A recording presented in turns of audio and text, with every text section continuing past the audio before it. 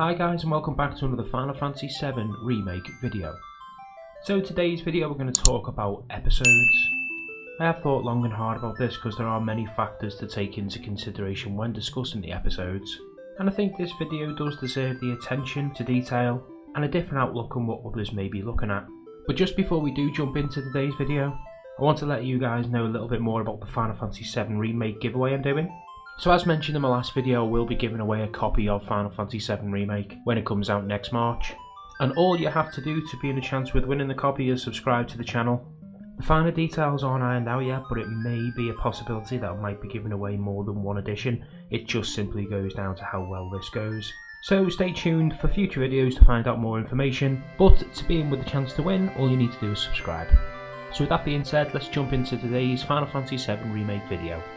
So as I mentioned earlier on, I have thought long and hard about the episodes coming to the remake.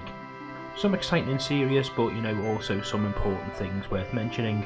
And it does all lead to positivity, so I wouldn't worry too much about the amount of episodes Square Enix bring us. But anyway, let's jump into some of the things I want to discuss and some of the queries that the community may have. So as we know, they are working on 2 episodes at the moment, and they will be released March 2020, and we know they'll cover Midgar alone.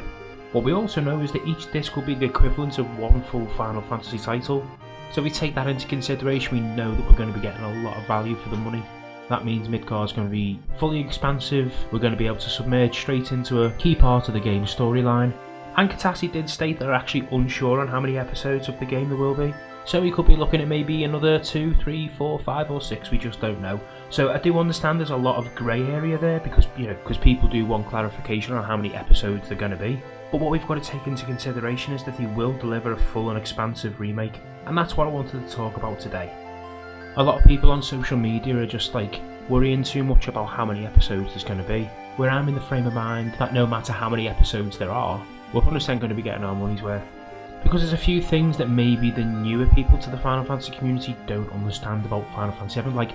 I see a lot of people on social media saying, why does Final Fantasy VII get so much hype, and why is it the best, etc, etc. Obviously, that's debatable, people have their favourites. For me, Final Fantasy VII was the first Final Fantasy that I picked up, so it's kind of just had that everlasting impression, I don't know. So I'm going to try and explain what the game means to the community, and why we should trust Square Enix to deliver a masterpiece and not worry too much about the amount of episodes. So what we need to remember about Final Fantasy VII and why it's one of the most popular games, it was an amazing, innovative, groundbreaking game of its time. Nothing compared visually back in '97 compared to this game, or on a narrative level either. The story was so immersive.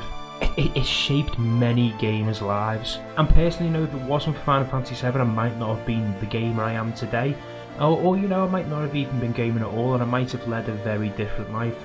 Back in '97, a lot of the gaming community were, young kids, and a child's imagination can run wild, so putting them in front of something like this, it actually helped a lot of people through some tricky times. And I'll even go as far as saying, it got people through some difficult childhoods.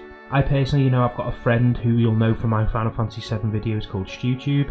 He probably made the best video on YouTube explaining why Final Fantasy VII is so important to him. And I'll leave a link down in the description for that because it just does explain the point I'm trying to make regarding this. Well, put it this way, you'll know exactly where I'm coming from. It shaped imaginations, it helped people through difficult times, whether it be bullies at school, mental health issues, which we know is a big part of society at the moment, trying to get the exposure out there about that. And this video just explains all that for you, so we'll leave a link down below. And I know it might sound like I've gone off on a bit of a tangent here, but the point I'm trying to make is, well, I'm just trying to give you guys a bit of backstory of how important this game was, and it all does lead back to the topic at hand regarding the episodes, and why I think we shouldn't worry too much about how many we're getting, or, to be honest, the more the merrier, as the thumbnail and the title do suggest.